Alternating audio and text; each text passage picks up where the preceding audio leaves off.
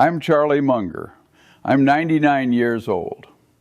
I've been investing for over 70 years, and I'm worth about $2.5 billion. But here's what nobody talks about. I once started a year with less than $0, negative net worth, broke, divorced, drowning in debt, and watching my 9-year-old son die of leukemia while I couldn't afford proper medical treatment. That was 1962. I was 38 years old, rock bottom. So when people ask me, and they do ask me, Charlie, if you had to start 2026 with absolutely nothing, what would you do? I don't have to guess. I lived it. I clawed my way out of that hole once. And if I had to do it again today, starting this year with $0, I know exactly what I'd do. Not theory, not hope, not some motivational garbage about positive thinking. I'm talking about a specific, step-by-step plan based on 70 years of actually doing this. A plan that works whether the economy is good or bad, whether the market is up or down, whether you're 25 or 55. Because here's the truth most people don't understand. Starting with nothing isn't your biggest problem. Your biggest problem is that you don't have a plan. You're making it up as you go. You're copying what broke people do, wondering why you stay broke. I'm about to give you the exact plan I used. The same principles that took me from negative net worth to billions. And if you're starting 2026 broke, or nearly broke, or just feeling behind, this might be the most important 40 minutes you spend all year. Because at the end of this, you're going to know exactly what to do. Month by month, dollar by dollar. No confusion, no excuses, just the plan. Let's begin. First, let me tell you something that might surprise you. If I had to start 2026 with $0 in my bank account, I wouldn't be scared. I'd be excited. Because starting with nothing gives you 3 massive advantages that rich people don't have anymore. Advantage number 1, you can take risks they can't. When you have nothing to protect, no lifestyle to maintain, no expensive house you're terrified of losing, no country club membership you're desperate to keep. You're free. And freedom is the ultimate wealth advantage. I see rich people all the time. They're trapped. They make $300,000 a year, but they spend $295,000. And they're terrified to take any risk because they might lose their BMW lease or have to pull their kids out of private school. They're slaves to their own lifestyle.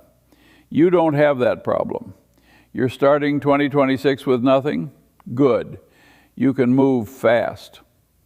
Advantage number 2, your mistakes are cheap. If you try something this year and it fails, what did you lose? A few $100, maybe $1,000? That's nothing. That's tuition. When I make a mistake now, it costs me millions. When Warren makes a mistake, it costs him billions. But your mistakes, they're affordable. So you can experiment. You can try 3 or 4 different approaches to making money this year. One of them will work. And the lessons you learn from the failures will be worth more than the money you lost. Advantage number 3, compound interest hasn't worked against you yet. You know what most people don't realize? Poverty compounds too. If you're 45 years old starting 2026 with $0, you've been compounding bad decisions for 25 years. But if you're younger, or if this is just a temporary setback, you haven't lost much time. Every year you waste between age 20 and 40 costs you roughly $100,000 in retirement money. But starting right now, at the beginning of this year with the right plan, you can make up for lost time. Now, I need to be honest with you. Starting with nothing is an advantage, but only if you actually do something with it. Most people who start 2026 broke will end 2026 broke. They'll waste another year. They'll make New Year's resolutions on January 1st and break them by January 15th. They'll blame the economy, blame their boss, blame inflation, blame politicians. And in 12 months, they'll be sitting in exactly the same place, wondering why nothing changed. Don't be that person, because I'm about to give you the plan that ensures you don't end up back here next year. If you follow what I'm about to tell you, and I mean actually follow it, not just nod along and then go back to your old habits, by the end of this year, you will have money saved. You will have income streams that didn't exist before, and you will be on a trajectory that leads to wealth. I've watched this plan work for 70 years. It worked in the 1960s when I was broke. It worked in the 1980s when my investment firm was small. It works today, and it will work for you this year. But you have to commit to it. Not for a week, not for a month, for the entire year. Because wealth isn't built in moments, it's built in years. And this year, 2026, this is the year you start building. So here's the plan. 7 specific steps. Each one builds on the last. By the time we're done, you'll know exactly what to do in January, what to do in March, what to do in June, and what position you need to be in by December. Let's start with step 1. Step 1 starts right now in January, and it's simple. Stop the bleeding. If you're starting this year with $0, it's because money is leaving your life faster than it's coming in. That has to stop immediately. Not next month, not when you feel more stable, today. Here's what I'd do on January 1st if I woke up broke. I'd write down every single place money goes, every subscription, every monthly payment, every habit that costs money, and then I'd cut half of it. Car payment? If I'm broke, I don't have a car payment. I sell the car, buy a $3,000 used Honda Civic with cash, and I eliminate $400 a month in payments plus $150 in insurance. That's $550 a month I just freed up. Over 12 months, that's $6,600. That's not nothing when you're starting from zero. Eating out? Gone. I cook every meal at home. Rice, beans, eggs, chicken, vegetables. Cost me maybe $5 a day. Most people spend that on one lunch. Over a year, that's a $4,000 swing from spending $3,000 eating out to spending $1,800 on groceries. Another $1,200 saved. Subscriptions? Netflix, Spotify, gym membership, whatever else is bleeding $10 here and $15 there, gone. All of it. I can read books from the library for free and do push-ups in my living room. That's another $50 a month, $600 a year. I'm not telling you to live like this forever. I'm telling you to live like this for 1 year, 12 months. And in exchange, you get your financial life back. Most people won't do this. They'll say, I deserve to enjoy life while they're broke. That's why they stay broke. I'm 99 years old and worth billions, and I'll tell you something. The only thing you deserve when you're broke is to stop being broke. Everything else is a luxury you haven't earned yet. So that's January. Stop the bleeding. Cut everything that's not essential. Live on less than you ever thought possible. Because every dollar you don't spend this month is a dollar that starts working for you next month. Step 2, February and March. 2 months dedicated to one thing, earning more money than you've ever earned before. Here's what most broke people don't understand. You can't invest your way out of poverty. If you're starting 2026 with $0, putting $50 a month into index funds isn't going to change your life. Not this year, not next year. Maybe in 30 years, but you need help now. So forget investing for the next 60 days. Your only job is to increase income. If I was starting this year broke, here's what I'd do. First, I'd sell my time at the highest possible rate. That means finding the most valuable skill I have and selling it. Can you write? Offer copywriting services. Can you design? Freelance graphic design. Can you code? Contract software work. Can you speak clearly? Cold calling for commission-only sales jobs. I don't care if it's not your passion. We're not building a career right now. We're building capital. There's a difference. And here's the key. I wouldn't work one job. I'd work 3. Full-time job during the day, whatever pays the most. Freelance work in the evenings, 3 to 4 hours. Weekend gig, driving, delivery, handyman work, whatever adds another $500 a month. Most people will say, that's too hard or I'll burn out. You know what's hard? Being 65 years old and broke. You know what burnout really is? Working until you're 75 because you didn't work hard enough at 35. I'd work 70-hour weeks for 2 months, February and March, 8 weeks of maximum effort, and my goal would be to save $5,000. $5,000 doesn't sound like much, but when you're starting from zero, it's everything. Because $5,000 gives you options. It's your first bit of leverage. It's proof that you can delay gratification, and psychologically, having $5,000 in the bank changes you. You stop thinking like a broke person and start thinking like an investor. So that's February and March. Work harder than you've ever worked. Stack income streams. Save every dollar and hit $5,000 by April 1st. Step 3, April through June. Now we build the emergency wall. Once you hit $5,000, every instinct in your body will tell you to invest it. Don't. Not yet. Because here's what happens to broke people who start investing too early. An emergency hits. The car breaks down. Medical bill. Job loss. And suddenly they have to sell their investments at the worst possible time, usually at a loss, to cover basic expenses.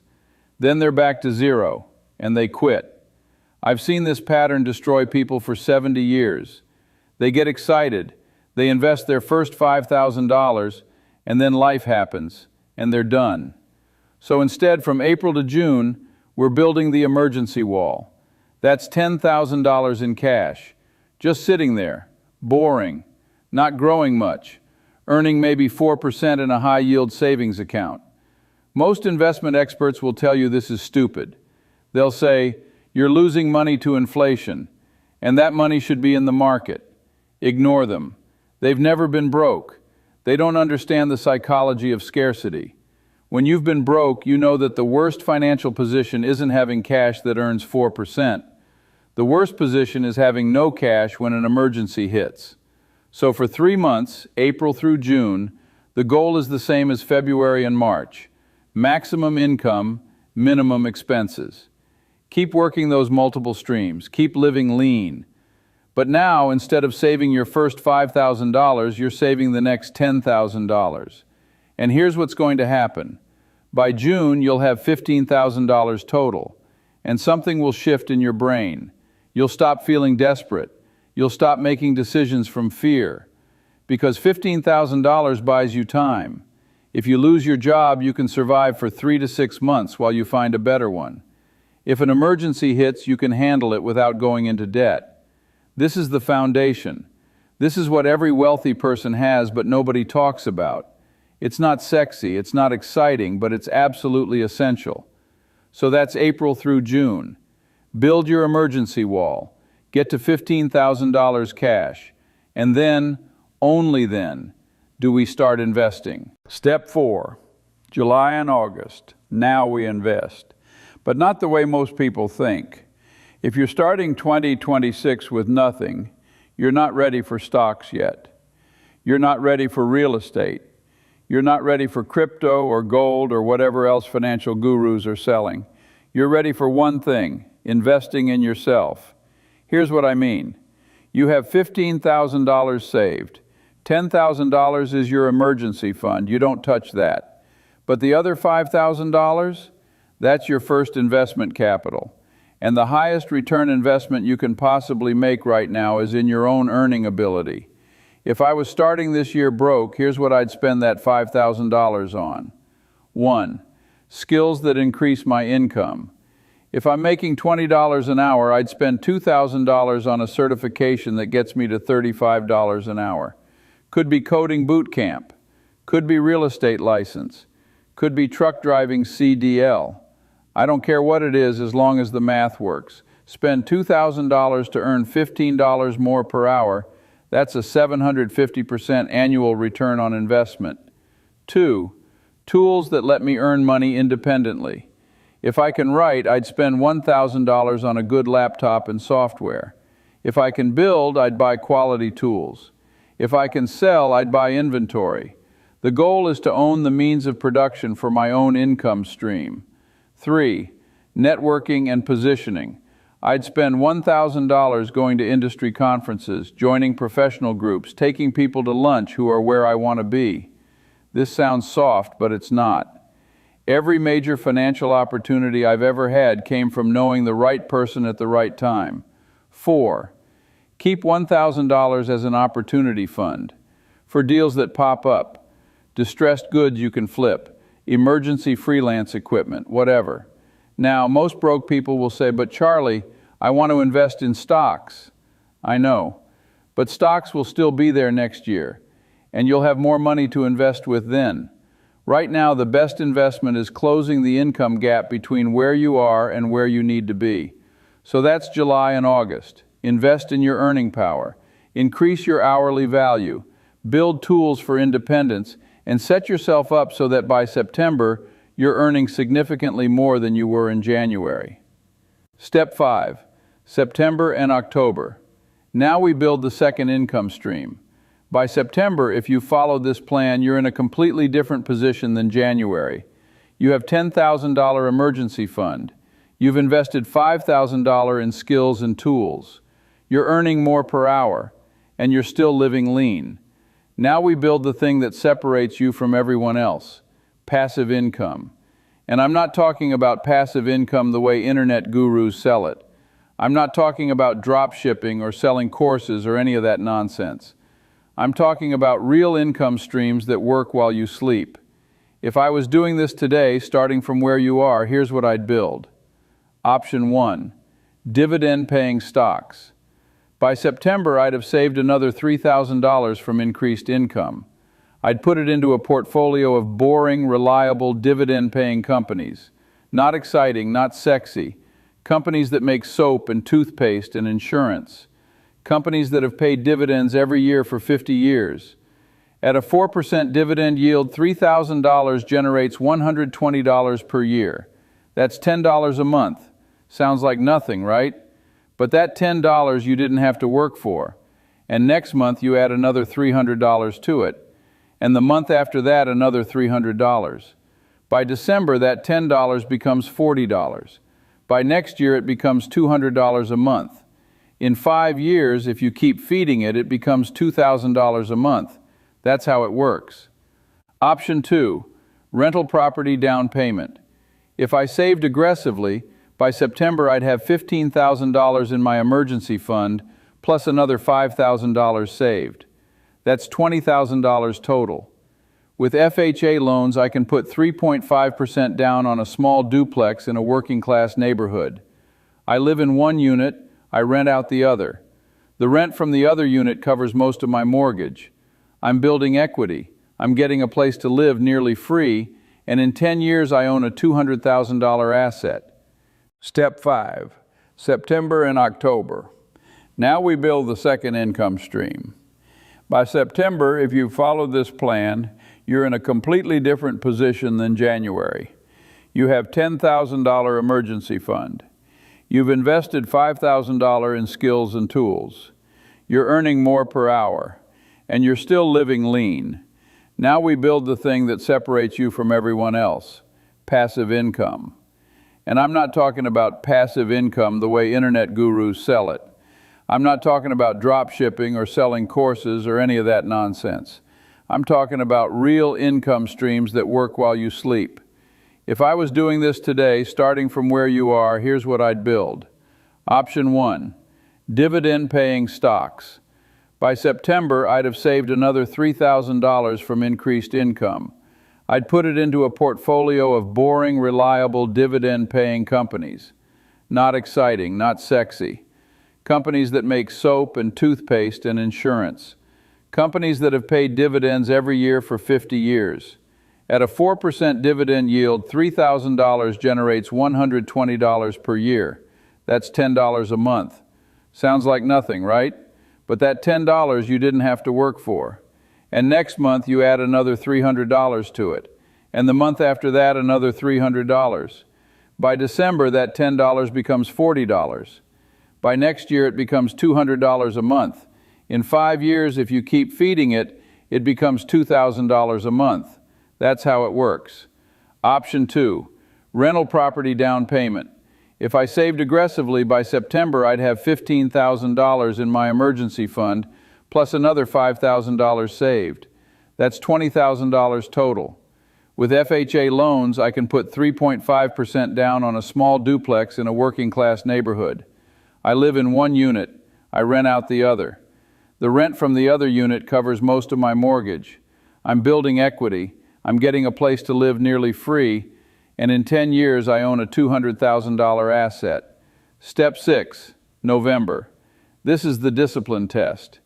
By November, you're tired. You've been grinding for 10 months. You've been living lean. You've been working multiple streams, and the holidays are coming. This is where most people break. They say, I've been so good all year, I deserve to treat myself. And they blow $2,000 on Christmas gifts and holiday travel and a new wardrobe because I earned it. And then January comes and they're back to broke. I've watched this pattern for 70 years.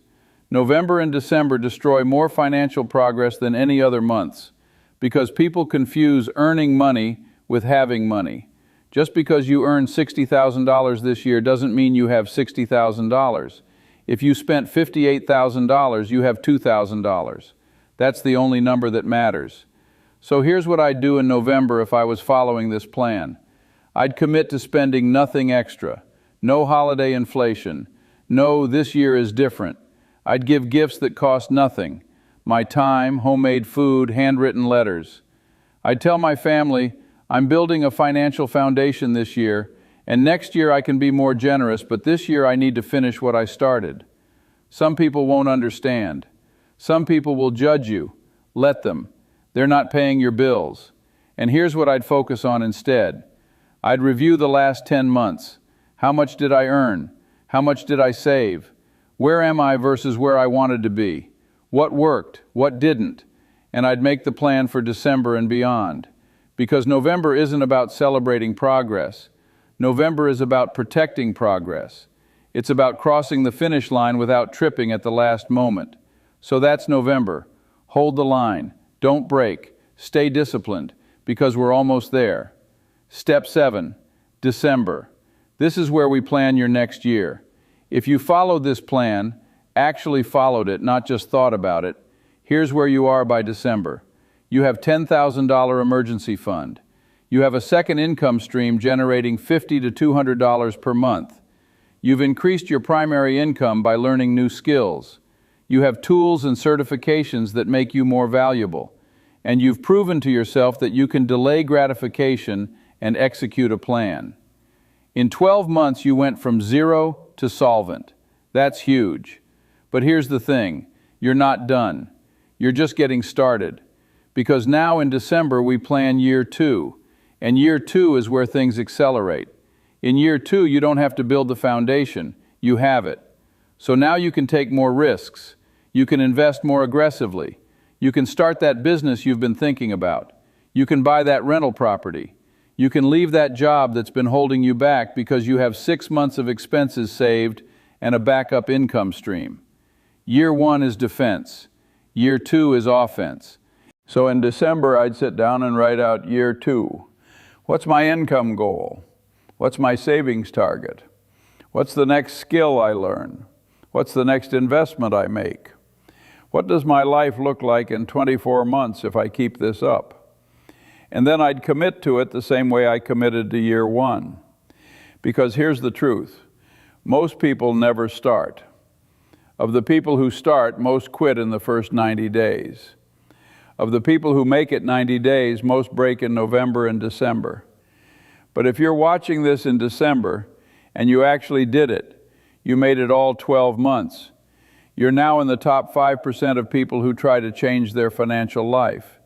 You're not broke anymore. You're not desperate. You're not starting over. You're an investor. You're building wealth.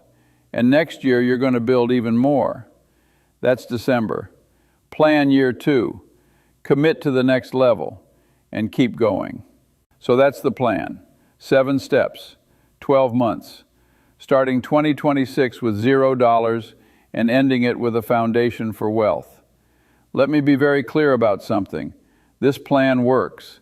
I know it works because it's the same plan I followed in the 1960s when I was broke. The same principles Warren Buffett followed when he was young. The same approach every self-made wealthy person I know used at some point. But here's the thing nobody wants to hear. Most of you won't do it. You'll watch this video, you'll nod along, you'll say, yeah, that makes sense, and then you'll go right back to doing what you were doing before. You'll keep spending money you don't have on things you don't need. You'll keep hoping something magical happens while you do nothing different. And next year, you'll be sitting in the exact same position wondering why nothing changed. Don't be that person. If you're starting 2026 with nothing, you have a choice right now. You can waste another year, or you can commit to this plan. Not for a week, not for a month, for the entire year. I'm 99 years old. I've been doing this for 7 decades, and I'm telling you, if you follow this plan, in 12 months you will not recognize your financial life. But you have to start. Today. Right now. Stop the bleeding. Increase your income. Build your emergency fund. Invest in yourself. Create a second income stream. Stay disciplined through the holidays. And plan your next year. That's it. That's the whole plan. Now stop watching videos and go do it.